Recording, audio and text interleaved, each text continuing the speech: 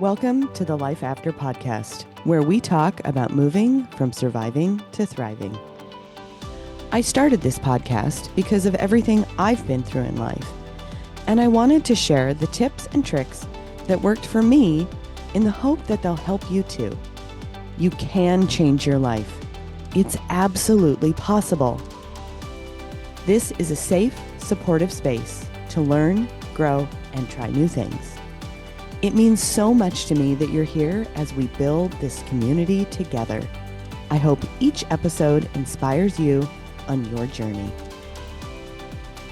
Leadership is not about title, positions, or flowcharts. It is about one life influencing another. John C. Maxwell. A leader is one who knows the way, goes the way, and shows the way. John C. Maxwell. If your actions inspire others to dream more, learn more, do more, and become more, you are a leader. John Quincy Adams. Leadership is not about being in charge. Leadership is about taking care of those in your charge. Simon Sinek. In this episode, we're going to talk about leadership. I was really inspired recently. A few weeks ago, I was a chaperone at Logan's DECA event, and it was so exciting to see more than 2,000 students from around the Pacific Northwest come to see this event.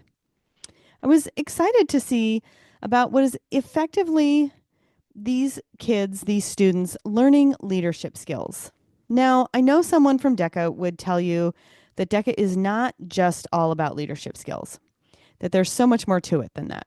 However, so much of what they're learning really does make them the leaders of our future. So I'm going to extrapolate from that and tell you that these kids, these 2,000 kids at this conference, really are practicing and learning how to be leaders in addition to the other skills that they're learning at DECA. Now, I want to say, there's some real validity and importance to this because in truth, you can have been a manager your entire career and not have been a good leader. And you can be a 17-year-old and be a phenomenal leader. Those two things are not the same thing. And they're also not mutually exclusive. You can have one and or both, and you can have one and not the other. I really wanted to focus this episode. I felt so inspired by seeing these kids because I've had some jobs, as I'm sure you have, where the managers aren't necessarily strong leaders. And so I really kind of wanted to focus on what it means to be a great leader, because those are skills that we can all develop. And our mindset is definitely impacted by our own leadership skills as well as by the people that we are surrounded by.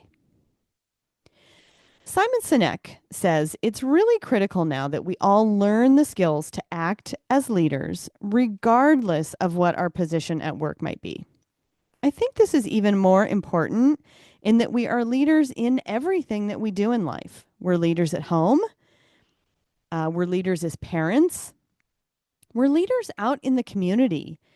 And we definitely have the ability to be leaders at work, regardless of what our position or our title is, or whether we're in a position of quote unquote management.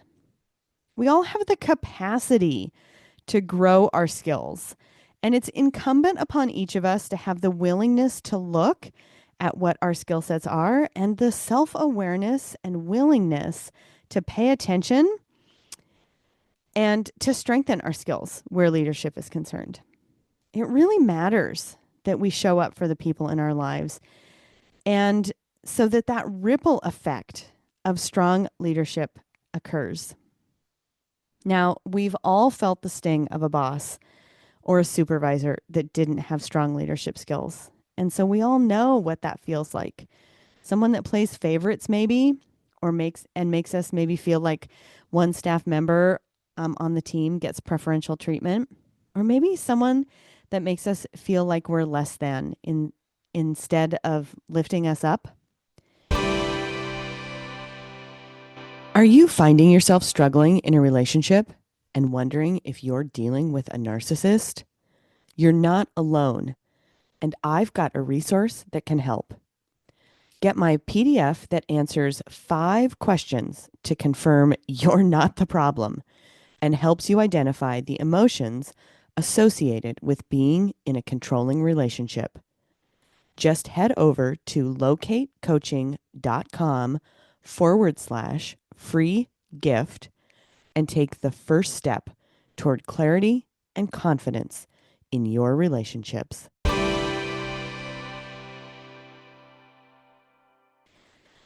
We've all been there. And whether it was a job that we had when we were 17 or a job that you're in currently, it doesn't feel good to have a boss or supervisor or manager, whatever title you use for that person that makes you feel that way. You know, we spend a lot of time at work. And so it really, really doesn't feel good when you have someone that's in that supervisory role that makes you feel afraid or uncertain or like you're not working hard enough or doing enough, or that you should be afraid you might lose your job. Those things really impact your confidence and can bring your self-esteem down. When management skills are enhanced by really focusing and concentrating their efforts to be a better leader, no employee should ever need to feel those negative ways I just mentioned. So that's really the why of what we're going to look at in this episode, is how to shift from that viewpoint of not just being a manager, but moving into being a leader and the importance of leadership. I know this episode is a little bit different than ones I've done in the past. And the information and really the perspectives that we're going to talk about, they really are in alignment with mindset and how we can have mindset shifts, because not only does how we show up and how we shift our mindsets about ourselves sometimes, you know, we sometimes need to expand our own perspectives.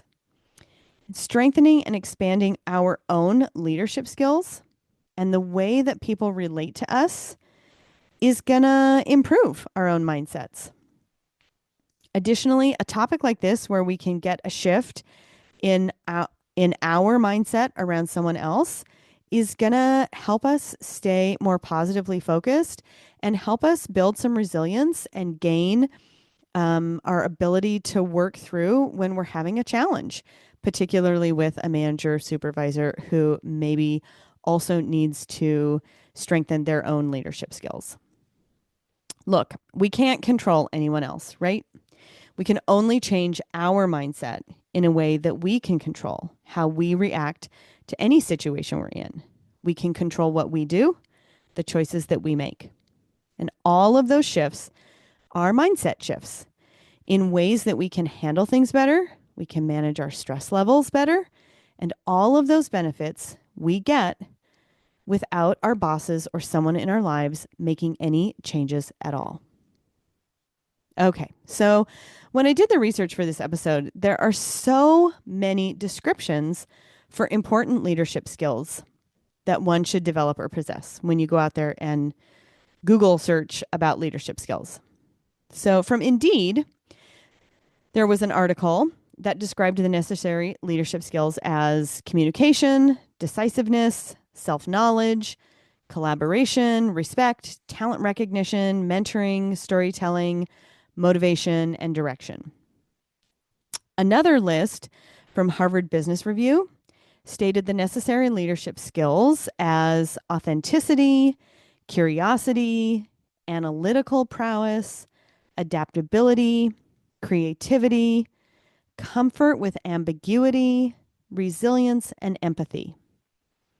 Another article from Indeed, a different article, listed leadership skills as decisiveness, integrity, creativity, flexibility, positive attitude, communication again, relationship building, problem solving, dependability, and the ability to teach and mentor. One article that I came across from the Center for Creative Leadership provided 12 qualities. That's a lot of qualities. And they were self awareness, respect, compassion, vision, communication, learning agility, collaboration, influence, integrity, courage, gratitude, and resilience. And finally, I ran across an article from Coursera. Interestingly, Coursera is a great place to learn if you haven't ever checked them out. They're a really great place to take courses. And their list included communication, negotiation, conflict resolution, adaptability, critical thinking, decision making, problem solving, relationship building, time management, reliability and trust, creativity, strategic approach, and self awareness. Of course, all of the links to all these articles will be in the show notes. Now, of course, it would take like 2 days to talk thoroughly about all these leadership skills, right? There obviously is a lot of crossover, which is fantastic, but the lists are all different. They all have they've got some similarities, but they all have differences, and they're different lengths, right? So it would take a lot of time to go through. So what we're going to do instead is I picked a few that really showed up consistently throughout the lists, and we're going to talk about those in this episode. So the first one we're going to talk about is communication. As kind of a random side note, I'm a member of Jeff Walker's Product Launch Formula.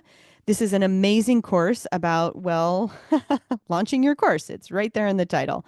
So if you ever have any interest in learning more, please let me know and I can give you more details. But in any case, I recently had a call with one of the coaches from PLF, and his description of communication really resonated with me so deeply. He said, if I didn't talk to my wife for a day, she'd think, that's not good. If I didn't talk to my wife for a week, she'd really think that something was wrong in our relationship. And if I didn't talk to my wife for a month, she'd think our relationship is over. So I just want to do a shout out. Thank you so much, Santi. I really loved that analogy about communication. And I think this rings true when you are in any leadership role as well. You have to communicate consistently, kindly, and often.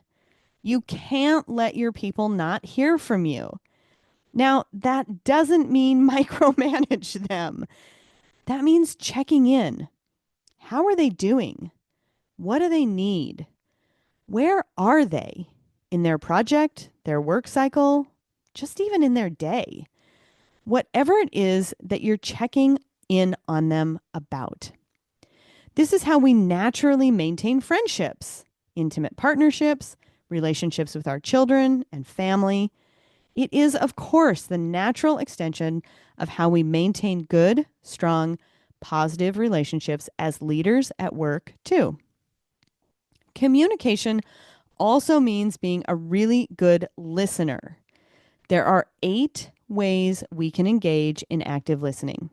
They are acknowledging, reflecting, paraphrasing, summarizing, encouraging, clarifying, asking for examples, and validating. Being a good leader really means hearing what the people around you need.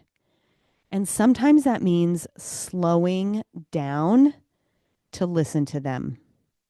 Sometimes, for those of us that are fairly direct, that also means reading between the lines. What isn't being said? Just know that while there are always a lot of elements to great communication, all of those pieces can be learned.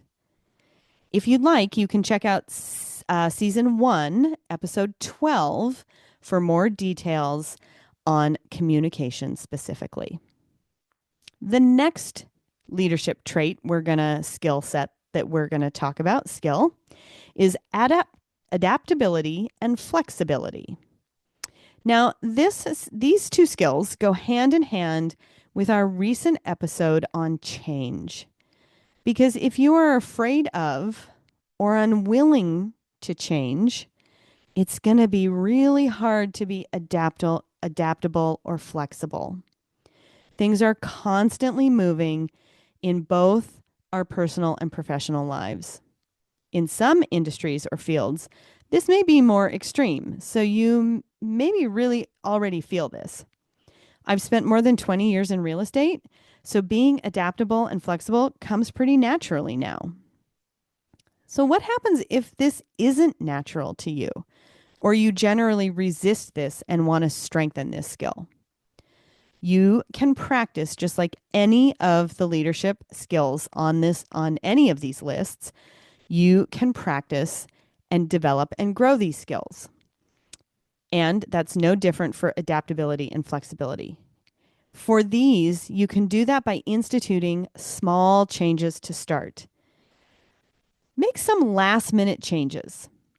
Get used to having to pivot. Now, I hate that word, of course, because it comes from what we had to face when COVID hit.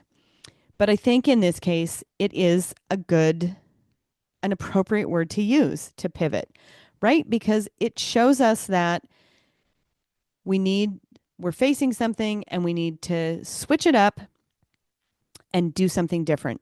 And that's the way that we can learn to be more adaptable and flexible. And because we've all been through COVID, you may be better at this skill than you think you are. Another way to think about these two skills in particular, adaptability and flexibility, I'm kind of lumping them together, is to lean in by considering that these changes are a way to embrace new opportunities. Maybe try out that new process or procedure that your team is suggesting, because it's going to ultimately give you 5 hours back in your week. The one thing we can control is our mindset. So being flexible and adaptable allows us to consider potential positive outcomes. And as a leader, we get to model that behavior to the people around us, whether at home or work. The next skill we're going to talk about is decision making. This one can be tough. You want to find a balance. Sometimes as a leader, you need to be the primary decision maker. However, as you can see from all the different lists, collaboration is also an important part of leadership skills. I think the key here is to ensure that you're taking into consideration all the parties when making a fair and objective decision. We all make hundreds, if not thousands, of decisions each day. Those decisions determine what we eat, where we go, what we do, and ultimately what we accomplish and how successful we are. When we are leaders, our decisions don't affect just us. Therefore, and those decisions can have wide-ranging effects. So it's important to be sure that you also have strong problem-solving and critical thinking skills and can be decisive, which, as you know from the lists, are key leadership skills. Again, practice is the key here. Start making small decisions. Build your critical thinking and problem-solving skills. There are lots of fun and easy ways to do this through games and puzzles. It doesn't have to be hard. One other way to make decisions and stay on track is to create and keep a daily routine. I know, this seems so boring, but it gives you agency about what you will do with your time. It helps you avoid decision fatigue, and this will allow you the energy and focus for the big decisions you've got coming as a leader. Finally, the last skill we're going to talk about is creativity. I absolutely love that creativity is on the leadership skills list. We sometimes have a narrow view of creativity, artists, musicians, actors. However, I've found that there are so many ways to be creative. Creativity can be as simple as having an open-minded mindset, that helps you come up with ideas and solutions. This is an invaluable skill to any leader. Creativity also fosters innovation and thinking outside the box. These are amazing skills to have, whether you consider yourself a leader or not. I never thought of myself as particularly creative until someone brought to my attention how good I am at packing. While that might not seem like a traditional form of creativity, it takes imagination and thinking inside the box to utilize the space in the most efficient and effective way. This isn't meant to impress you with my packing skills. Just don't sell yourself short. Maybe you have way more creativity than you think you do, and maybe you aren't putting those skills to use as well as you could be. Now, which one or two of these leadership skills would you like to improve upon? Which one or two of these leadership skills would you like to grow into? I know that I could continue to learn and grow when it comes to relationship building. Always. We can never be too strong in that skill. And also, I could work on my time management skills so that the people around me don't have to be on Jill time, or mom time, as my kids call it. So I know that I can, have the focus to continue to work on when it comes to my own growth in leadership skills. Of course, I would like to improve on several of the other leadership skills. I know that there is lots of room for me to grow. Please know this episode isn't intended to be critical or judgment of anyone's skill set. There's never any judgment or criticism here. That's not at all what this is about. It's about being aware of and recognizing our own limitations. Generally, I find that it's really important that we lean into our strengths because for the most part, leaning into our strength is going to be the way that helps us move forward and keep our mindset positive and allow us to really accomplish what we want in life. Leadership skills is a place where we can all be aware of those skill sets, what those skill sets are really, and improve where we might have a little bit of weakness, and then see the ripple effect, the benefit to everybody around us when we see that improvement, and also how it impacts our own performance. So in this specific case, I encourage you to take a minute and just think about those places where you can improve your skill set around leadership and those qualities where a little bit of practice and a little bit of focus and a little bit of time and energy might really give you a big return on your effort and really see a huge impact in your life and the lives of those you surround yourself with. Thank you so much for taking the time to listen to today's episode on leadership.